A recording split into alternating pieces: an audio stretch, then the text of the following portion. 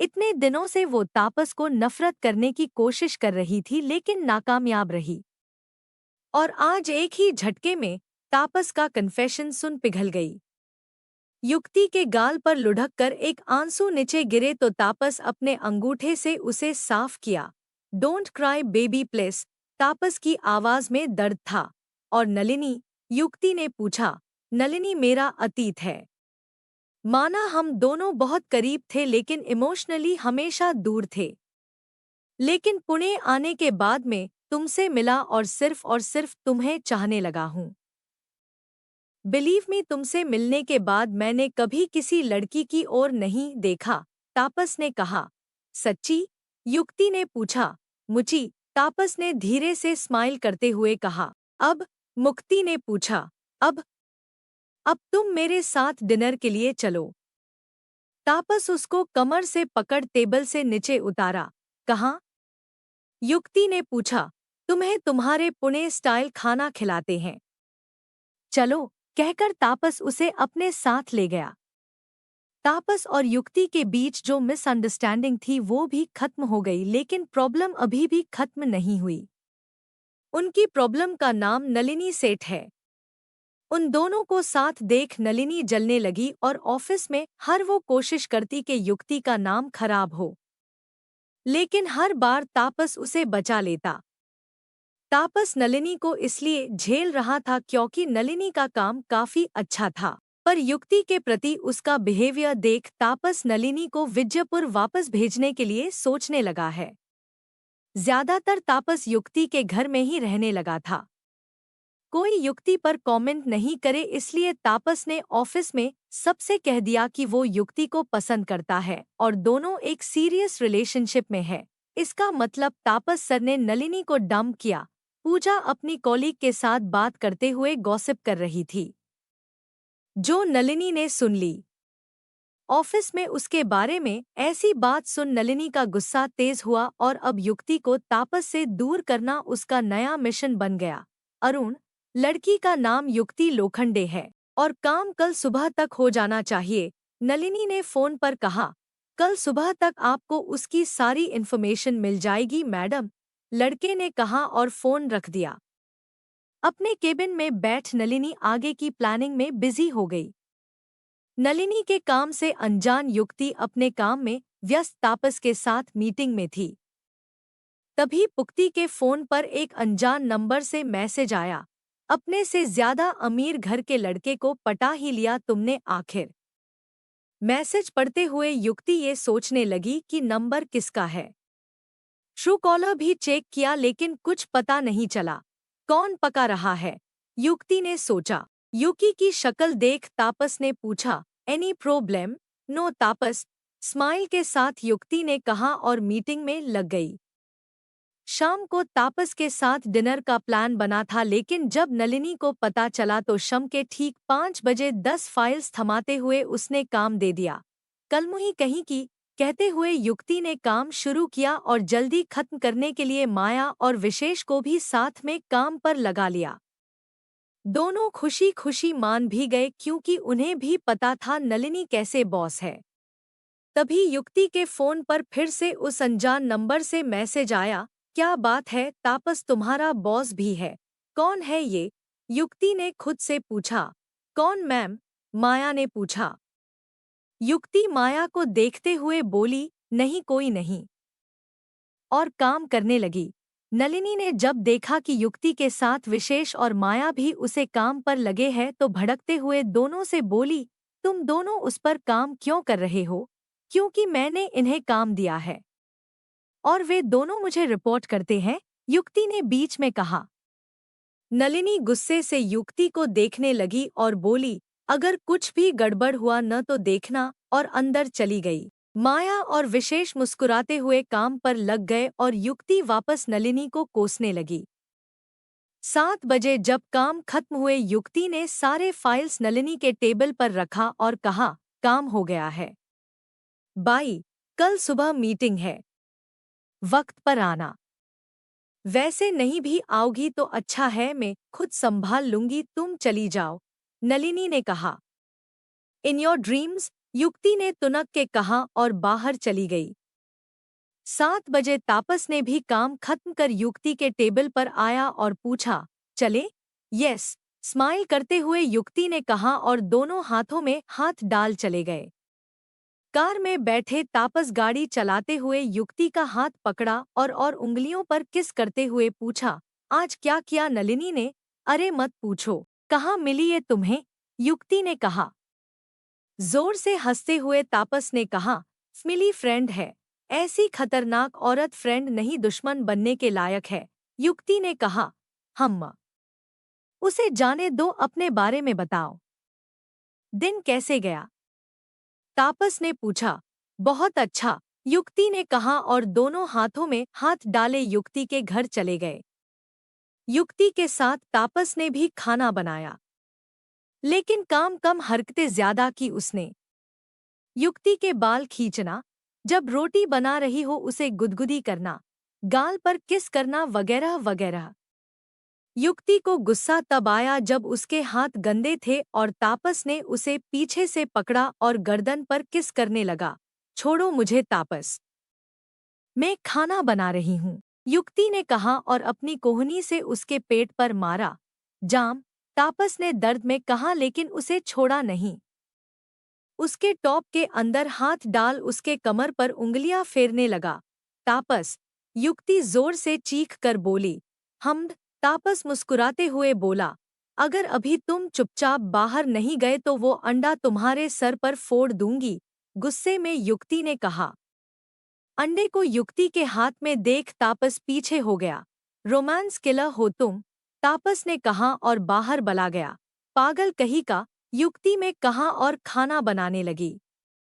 कुछ देर बाद दोनों ने खाना खाया और नेटफ्लिक्स देखने लगे। तापस का खुराफा तो दिमाग फिर से दौड़ने लगा और युक्ति को गोद में उठाकर उसके कमरे में ले गया। तापस, तुझे छोड़ूंगी नहीं मैं अब। कितनी इंटरेस्टिंग थी वो मूवी, युक्ति उसकी गोद में चीखते हुए बोली। उससे ज्यादा तो बेडरूम में होने वाला है, तापस ने कहा और युक्ति को बेड पर लिटाकर कमरे का दरवाजा बंद कर लिया। युक्ति की सांसें तेज हो गई। क्या कर रहे हो तुम? हकलाते हुए युक्ति ने पूछा। बहुत कुछ, तापस ने कहा और युक्ति को देखने लगा। युक्ति ने अंदर सिर्फ एक स्पेगेटी टॉप पहना था और ऊपर जैकेट, नीचे शॉर्ट्स। उसकी गोरी टांगों को हल्के से छूते हुए तापस उसके पास गया और उसके होंठों को चूमने लगा। युक्ति के ऊपर लेटते हुए तापस ने धीरे से उसकी जैकेट निकाला और उसके कंधे को चूमने लगा। युक्ति को ऊपर उठाकर जैकेट निकल दिया और उसके हाथों को अपने एक हाथ से पकड़ सर के ऊपर रख दिया। सो, तापस मुस्कुराते हुए बोला। सो, युक्ति ने पूछा। कहाँ से शुरू करूं? तापस उसके गर्दन के पास जाते हुए पूछा। फ्रीक, युक्ति ने आंखें बंद कर ली और तापस के होंठ अपने गर्दन पर महसूस करने लगी। हम? तापस ने फिर से पूछा। तुम्हारी मर्जी, युक्ति ने कहा और आंखें बंद रखे ही उसके हाथ को फील करने लगी जो कमर से होते हुए ऊपर आया। तुम बहुत खूबसूरत हो युक्ति, यापस युक्ति के टॉप को निकालते हुए बोला। तुम्हारा भी शर्ट निकालो। मुझे भी तारीफ करनी है, युक्ति ने फ्लर्ट करते हुए कहा।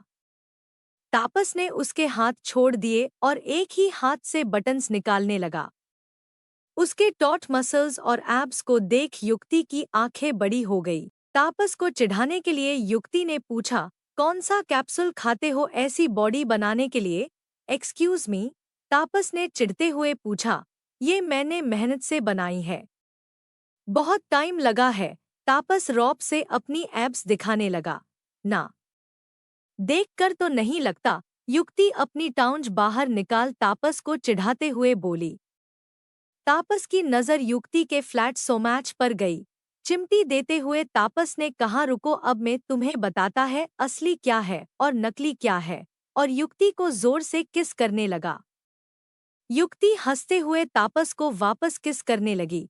धीरे धीरे कर दोनों के कपड़े उतर गए और उसके बाद रात काफी हसीन बन गई। सुबह जब दोनों उठे तापस की भूख अभी मिटी नहीं थी। वापस युक्ति को अपने पास खींचा और फिर से दोनों प्यार करने लगे। काफी देर बाद जब युक्ति उठकर नाश्ता बनाने आई तो उसके फोन पर एक और मैसेज आया था। रातें रंगीन बना रही हो उसकी? याद है जब मैंने तुमसे कितनी बार उसके बारे में पूछा था लेकिन तुमने हमेशा मना कर दिया। अब तापस ही क्यों?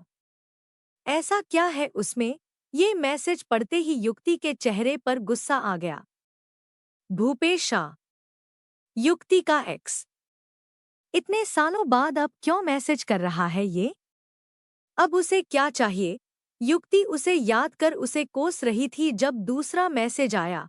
अब याद आया मैं कौन हूँ। माय डैडिंग टिया। जब दोनों रिलेशनशिप थे तब उसका बॉयफ्रेंड उससे प्यार से टिया बुलाता था लेकिन अब ये नाम से उसे नफरत है। तभी तापस उबासी लेते हुए कमरे से बाहर आया और युक्ति के चेहरे को देख पूछा, क्या हुआ युक्ति? सुबह सुबह किसने तुझे पिस ऑफ कर दिया? कुछ नहीं। क्यों, क्या हुआ? युक्ति ने फोन साइड पर रखते हुए कहा। तुम परेशान हो?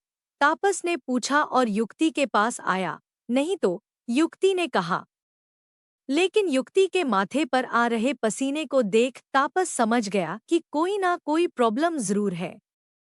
लेकिन जब तक युक्ति खुद कुछ नहीं कहती तापस उसे फोर्स नहीं करना चाहता था, इसलिए मामले को जाने दिया। ठीक है, जल्दी तैयार हो जाओ, ऑफिस जाना है। मैं भी घर जाकर रेडी होकर आता हूँ, तापस ने कहा और अपना बैग और फोन लेकर जाने लगा। श्योर, युक्ति ने कहा और तैयार होने चली गई। तापस के जाते ही युक्ति बेड के कोने पर बैठ सोचने लगी कि जो कल गुजर गया था आज वापस क्यों दस्तक दे रहा है। क्यों भूपेश वापस आकर उसे परेशान कर रहा है। कुछ देर बाद युक्ति घर पर फोन कर बाबा और खुशी से बात किया। उनसे बात करने के बाद युक्ति का मूड थोड़ा बहुत ठीक हुआ और वो ऑफिस के लिए निकल गई। अपने डेस्क पर जा बैठी और काम करने लगी तभी नलिनी आकर बोली, मेरे केबिन में आओ। नए मैनेजर से मिलाना है तुम्हें। ठीक है, आ रही हूँ, युक्ति ने कहा और अपना फाइल बंद कर नलिनी के केबिन में चली गई। उसने केबिन के अंदर कदम रखे ही थे कि उसके चेहरे का रंग उड़ गया। सामने खड़े शख्स को देख उसके होश उड़ गए। नलिनी मुस्कुराते हुए बोली, युक्ति, इनसे मिलो, ये है भूपेश शाह, आज से तुम्हारे साथ इस प्रोजेक्ट पर काम करेंगे। नलिनी की बात युक्ति को सुनाई नहीं दे रही थी। उसे तो सिर्फ भूपेश की शैतानी स्माइल दिखाई दे रही थी। तुम यहाँ? युक्ति ने शॉक्ड होते हुए पूछा। Hi Yukti, nice to meet you again, Bhupesh ने कहा और हाथ मिलाने हाथ आगे किया। नलिनी को देखते हुए युक्ति ने कहा, इसे क्यों जॉब पर रखा है तुमने? नलिनी युक्ति को कुटिल मुस्कान के साथ देखते हुए बोली, क्योंकि तुमसे छुटकारा मुझे जल्दी चाहिए। ये सब नलिनी की चाल है, युक्ति समझ गई। ओह, तो ये जॉइंट प्लान है, युक्ति ने कहा और भूपेश और नलिनी को देखने लगी। कंधे उचककर नलिनी ने कहा, सॉरी बेब, तापस तो मेरा है और हमेशा रहेगा। तो तुम्हें जाना होगा। अच्छा होगा अगर तुम बिना कुछ करे अपने आप निकल जाओ, वरना बहुत तरीके हैं हमारे पास, भूपेश ने कहा और कैबिन का दरवाजा खुलते ही युक्ति को कस कर गले लगा लिया और कहने लगा, आई मिस्ड यू टू। तभी तापस अंदर आया और भूपेश, जो नया एम्प्लॉय है, युक्ति को गले लगते देख असहज महसूस करने लगा। भूपेश का आई मिस्ड यू टू सुनकर तापस इतना समझ गया कि भूपेश युक्ति को पहले से जानता है। लेकिन कैसे ये सिर्फ युक्ति बता सकती थी। गला साफ करते हुए तापस ने कहा, hello Bhupesh, welcome to Diwan group of companies. Yukti ने तापस की आवाज सुन और भूपेश को धक्का मारते हुए उसके पास गई। तापस वो युक्ति कुछ बोलने ही वाली थी कि भूपेश बोल पड़ा, thank you sir, it's my pleasure, और कुटिल मुस्कान लिए दोनों को देखने लगा। तुम युक्ति को जानते हो? तापस ने पूछा और युक्ति का हाथ पकड़ा। तापस वो पुक्ति फिर से बोलने वाली थी कि भूपेश बोल पड़ा, जी हाँ, युक्ति और मैं क्लोज फ्राइडेंस है। भूपेश की बात सुन युक्ति हैरान तापस से कुछ बोलने ही वाली थी कि तापस ने युक्ति से कहा, क्या तुम मेरी केबिन में आ सकती हो? कुछ अर्जेंट बात करनी है। जी, युक्ति ने कहा और तापस चला गया। तापस के पीछे युक्ति भी जाने लगी लेकिन भूपेश सामने आकर दरवाजा बंद कर दिया। ये क्या बदतमीजी है? तापस ने मुझे बुलाया है। जाने दो मुझे, युक्ति ने झल्लाते हुए कहा। पहले मेरी बात सुनते हुए जाना, भूपेश ने कहा और पीछे से नलिनी ने भी कहा, हाँ सुन लो सुन लो। क्या पता तुम्हारी जरूरत की बात हो। नलिनी की बात सुन युक्ति का गुस्सा बढ़ने लगा। क्या है? क्या तापस को पता है तुम मां नहीं बन सकती? शैतानी मुस्कान लिए भूपेश ने पूछा। नलिनी भूपेश की बात सुन हंसते हुए बोली, व्हाट? सच्ची? मिसेस दीवान यानी तापस की मां को ये बिल्कुल अच्छा नहीं लगेगा सुनकर। उन्हें तो ढेर सारे बच्चे चाहिए यार। इतनी बड़ी फैमिली बिजनेस है, उसके लिए वारिस तो चाहिए है ना। अमृत और रुबीना का ऑलरेडी एक बच्चा ऑन द वे है। तापस से भी उम्मीद है और नील का कोई आइडिया नहीं है। नलिनी ने हैरान होते हुए कहा। सोचो क्या होगा जब तापस को पता चलेगा युक्ति की बेवकूफ़ी ने ही उसके मां बनने का सौभाग्य छीन लिया। भूपेश ने कहा और कुर्सी पर आराम से बैठ गया। मतलब?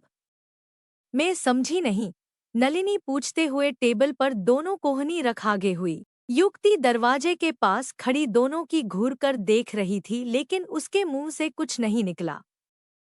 मतलब ये कि मैंने युक्ति को पैसे के लिए नहीं छोड़ा, पैसे तो सेकेंडरी थे। लेकिन युक्ति 2 महीने प्रेग्नेंट थी। मैं बहुत खुश था कि वो मां बनने वाली है। लेकिन युक्ति की लापरवाही के वजह से हमने एक एक्सीडेंट में बच्चा खो दिया और वो अब कभी मां नहीं बन सकती, भूपेश ने गुस्से में कहा और फिर स्माइल करने लगा। युक्ति को वो सारी चीजें एक एक कर याद आने लगी जिस वजह से उसका एक्सीडेंट हुआ था। शादी ने लिए सिर्फ 2 महीने बचे थे और युक्ति को तभी पता चला वो प्रेग्नेंट है। उसने भूपेश को बताया था लेकिन भूपेश इस बात से खुश नहीं था। उसे इतनी जल्दी बाप नहीं बनना था। दोनों के बीच झगड़ा हुआ और वो भूपेश के घर से गुस्से में चली गई। अपने घर जा ही रही थी कि रास्ते में उसकी स्कूटी एक कार से टकरा गई। युक्ति का उसी दिन मिसकैरेज हो गया और साथ ही उसका यूटेरस डैमेज। डॉक्टर ने बता दिया था कि अब उसके मां बनने के चांसेस बहुत कम थे, शायद ना के बराबर। ये बात सुन भूपेश युक्ति से फिर से लड़ पड़ा लेकिन दोनों ने किसी को कुछ नहीं बताया। एक्सीडेंट की खरोंचें 1 हफ्ते में ठीक हो गई लेकिन मिसकैरेज के बारे में किसी को नहीं बताया। युक्ति मन ही मन घुटती रही और भूपेश उससे रोज लड़कर उससे दूर जाता रहा। इस बीच भूपेश एक मॉडल से मिला और उसके साथ फ्लर्ट करने लगा। युक्ति को तब ये सब नहीं पता था क्योंकि वो भूपेश को दिल और जान से चाहती थी, उसका अंधा विश्वास करती थी। भूपेश ने उसकी पूरी सेविंग्स खत्म कर दी और शादी के दिन उसकी बारात कभी आई ही नहीं।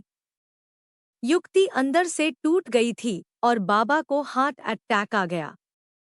पहले बच्चे को खोना, फिर भूपेश का धोखा और बाबा की बीमारी। एक साथ सारी परेशानियों को देख युक्ति का लड़कों पर से भरोसा ही उठ गया था। भूपेश के बाद तापस से पहले युक्ति किसी भी रिलेशनशिप में नहीं थी। आज ये सब याद कर युक्ति को बहुत गुस्सा आने लगा। डोंट वरी, मैं अभी तापस को खुद ही सब बता दूंगी। आई एम श्योर वो समझ जाएगा, युक्ति ने कहा और जाने ही वाली थी कि नलिनी के फोन से आवाज आने लगी। मुझे बच्चे बहुत पसंद है, ये आवाज तापस की थी। युक्ति ने मुड़कर देखा तो नलिनी एक वीडियो प्ले कर रही थी उसका और तापस का, जिसमें तापस अपने दिल की बात बता रहा था। बचपन में हम चारों बच्चे हमेशा शैतानी करते और खूब खेलते। मेरा बचपन इतने अच्छे से गुजरा है और मैं चाहता हूँ मेरे भी बच्चे ऐसे बचपन को एंजॉय करें। कम से कम 2 बच्चे चाहिए मुझे, तापस ने कहा और हंसने लगा। अमृत भाई को भी बच्चे पसंद है, लेकिन नील का नहीं पता, वो अपनी ही दुनिया में बिजी है। इसलिए हम दोनों ने सोचा है कि हम अपने अपने वाइफ्स को एटलीस्ट 2 बच्चों की रिक्वेस्ट करें। और फिर उन्हें खेलता देख अपने बचपन को याद करें। ये बोलकर तापस मुस्कुराते हुए नलिनी को देखने लगा।